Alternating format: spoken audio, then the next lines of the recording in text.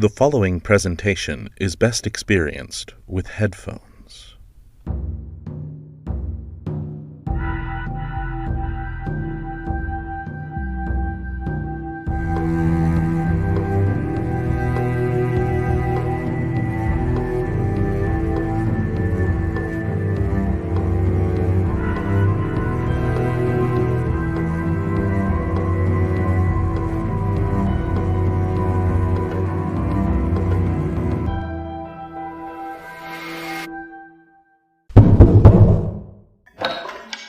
Guten Tag, honored guests. Yeah. I know this is an unfamiliar face to you.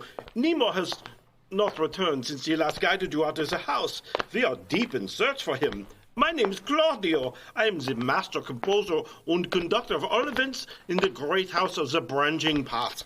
I do hope Lady Morgana hosts another gala soon. I have a piece I've been working on since the house has reopened. I am a maestro Claudio Lacalic, but you may refer to me as just Claudio. Now come, the circle is waiting. Tonight they have convened in a newly appeared laboratory. Greetings, honored guests. Thank you, Claudio. Not to worry, dear ones. You may see some new faces to guide you from now on, but rest assured, they are all safe. I only hope Nemo is all right. We all hope that. Honored guests, we do have a lot to discuss. Yes, your last visit, I regret to say, was quite chaotic. Now we have more answers. Yes, there is indeed a dragon taking residence in our library. His name is... Greer told us he plans to keep the stories to himself. Which will never happen. After telling us his plans to keep the stories in the house, we haven't heard from him since. I've taken many trips to the library to see if I could talk to Greer. But every time I go, I never see him. Only that more books have gone missing. I suppose he's taken a vow of silence now, thinking we won't be able to find him. But we will. The stories will live on. They cannot be kept. Only shared.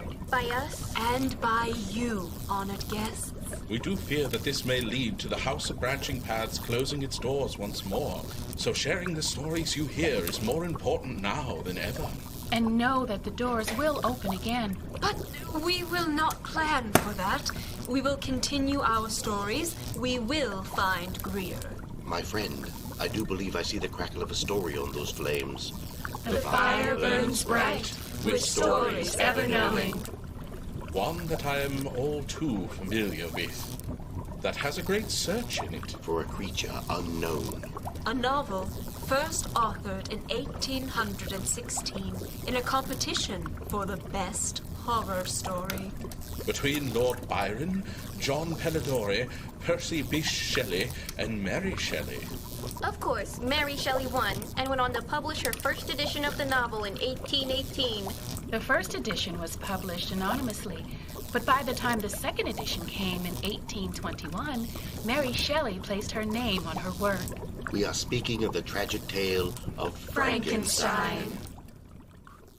Victor Frankenstein was a scientist. A scientist who Had an obsession with alchemy. His obsession, however, reached beyond the normal comprehension. And he began his obsession to create life. The raising of ghosts and devils was a promise liberally accorded by my favorite authors, the fulfillment of which I most eagerly sought. And if Victor's incantations were unsuccessful, he attributed the failure Not to his own inexperience and mistake. but to a want of skill and fidelity in his instructors. until When I was about 15 years old, I witnessed a most violent and terrible thunderstorm.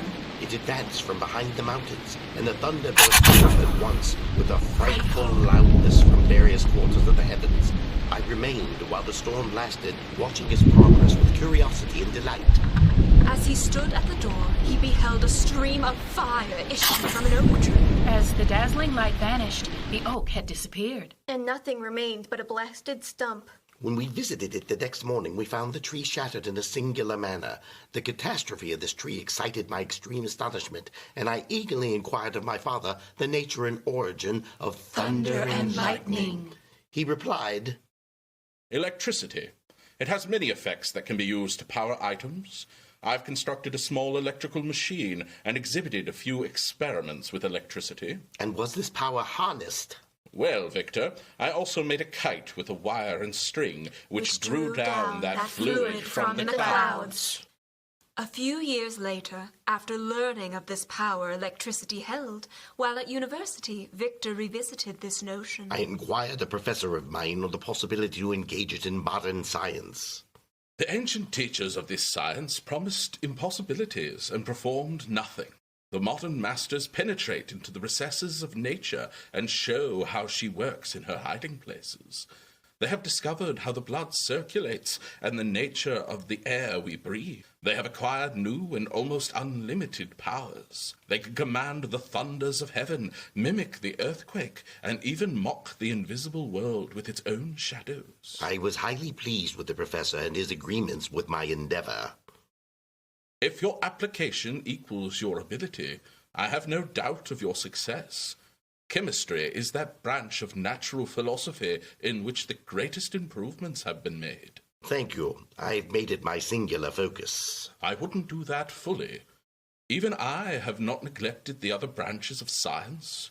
A man would make but a very sorry chemist if he attended to that department of human knowledge alone. If your wish is to become a true man of science, and not merely a petty experimentalist, I should advise you to apply to every branch of natural philosophy. Thus ended a day memorable to me. It decided my future destiny. Victor took the advice of the professor and employed it immediately. Not only did he research physics, mathematics, and meteorology, but he found a particular fascination with anatomy. One of the phenomena which was particularly attracted to my attention was the structure of the human frame. Victor asked himself, where did the principle of life proceed? but to examine the causes of life. We must first have recourse to death. I found over time it was not sufficient enough to read about the anatomy in books. I must also observe the natural decay and corruption of the human body in person. he was not a man of fear. Ghosts and goblins had no effect on his psyche. Darkness had no effect upon his fancy. And a churchyard was to me merely a receptacle of bodies deprived of life, which, from being the seat of beauty and strength, had become food for worms. Now he would examine the cause and progress of this decay. Victor spent days and nights in vaults and charnel houses, learning. I saw how the fine form of man was degraded and wasted. I examined all the minutiae of causation, as exemplified in the change from life to death, and death to life. Until from the midst of this darkness, A sudden light broke in upon Victor. A light so brilliant and wondrous. yet so simple, That I became dizzy with the immensity of the prospect which it illustrated. Victor had his answer. To create life. The scientist would create life. using all he had learned of chemistry and anatomy. And employ electricity to rebirth. When I found so astonishing a power placed within my hands, I hesitated a long time concerning the manner in which I should employ it. Although I possessed the capacity for bestowing animation, I had yet to prepare a frame for the reception of it. The scientist thought of reanimating. An insect. An animal, And then a human being. I never doubted that I should ultimately succeed. I resolved to make a being of a gigantic stature, that is to say, about 8 feet in height and proportionally large, so as to absorb the shock of the electricity. After having formed this determination, Victor resolved to the creation of a laboratory with equipment to perform his experiment. And having spent some months in successfully collecting and arranging his laboratory materials, he began. Nightly I began to collect the materials for my creation. He visited charnel houses, graveyards, And dissection rooms. until it was created. It was on a dreary night in November that I beheld the accomplishment of all my toils. With an anxiety that almost amounted to agony, I collected the instruments of life around me, that I might infuse a spark of being into the lifeless thing that lay at my feet. using what his father had told him. what the professor had confirmed for him. And what electricity could do for him. I imbued a spark into that creature before me. The means of electricity I employed I cannot share, lest one after me seek to perform this same sin. It was already 1 in the morning. The rain pattered dismally against the pane. And his candle was nearly burnt out. When, by the glimmer of the half-extinguished light, He saw the dull Yellow. eye of the creature open, it breathed hard. And a convulsive motion agitated its limbs. Victor observed this all. How can I describe my emotions at this catastrophe, and how delineate the wretch whom with such infinite pains and care I had endeavored to form? His limbs were in proportion, and I had selected his features as beautiful, beautiful. Great God, his yellow skin scarcely covered the work of muscles and arteries beneath. His hair was of a lustrous black and flowing, his teeth of a pearly whiteness. But these luxuriances only formed a more horrid contrast with his watery eyes that seemed almost of the same color as the dun white sockets in which they were set, his shriveled complexion and straight lips. Victor had worked hard for nearly 2 years for the sole purpose of infusing life into an inanimate body. For this, he had deprived himself of rest and health. He had desired it with an ardor that far exceeded moderation. But now that I finished, the beauty of the dream vanished, and breathless horror and disgust filled my heart. Unable to endure the aspect of the being I had created, I rushed out of the room and continued a long time, traversing my bedchamber, unable to compose my mind. Nightmares took hold of Victor. One after another, he saw the creature in different places, with different people. Until he beheld the miserable monster he had created in this dreamscape. The creature held up the curtain of the bed, and his eyes, if eyes they may be called, were fixed on me. His jaws opened, and he muttered some inarticulate sounds. While a grin wrinkled his cheeks, the creature spoke only once.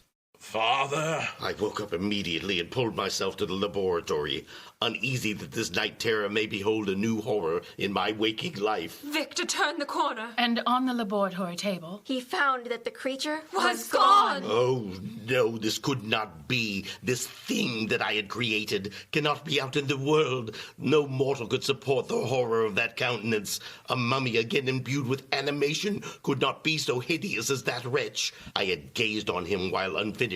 He was ugly then, and when those muscles and joints were rendered capable of motion, it became a thing such as even Dante could not have conceived. Victor passed the night wretchedly. at times his pulse beat so quickly and hardly that he felt the palpitation of every artery. At others, he nearly sank to the ground through languor and extreme weakness. Mingled with this horror, I felt the bitterness of disappointment. Dreams that had been my food and pleasant rest for so long a space were now becoming a hell to me, and the change was so rapid, the overthrow so complete. But little did Victor know. The creature he so hated Was only looking for kindness. All men hate the wretched. How then must I be hated, who am miserable beyond all living things? I will find my Creator, and I will get answers. The End. Was that you in the story, Emrys? The professor? Unfortunately, yes, it was. Well, Emrys and I have been a part of history for millennia. You advised Dr. Frankenstein to continue his research? Much to my dismay, I had at the time become fully fascinated with the so-called natural philosophy and the sciences surrounding it. And young Victor was a most promising student. I fear I turned him onto a most destructive and unnatural path. When one has lived as long as I have, it is impossible not to be ashamed of some of the effects one has on the world around. Wisdom often comes at the cost of great mistakes. But enough on the past. Let us focus on the present. Yes. As the dear creature searches for its creator, so too will we search for our destructor. Oh, Traveler, please don't give him that name. We will prevail. I think the best place to start is the library. Wouldn't that be a little obvious? Sometimes the best place to hide is in plain sight. All right. Well, I guess let's go play hide and seek with the dragon. I've done worse. For now, honored guests, we must say goodbye. Yes, my friend, I do believe I see the crackle of a story on those flames. But for next time. The fire burns low, with stories ever glowing.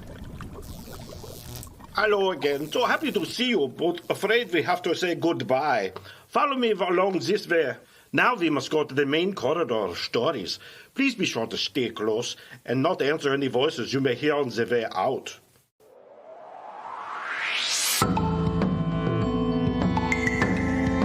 You have been listening to The House of Branching Paths, a theatrical podcast experience brought to you by Round Two It Productions, created by Mark Kilmer and Carol Ann Miller, with featured artists Kimmy Kidd, Bill Blanky, and Caitlin Sowers, with music by Elegy.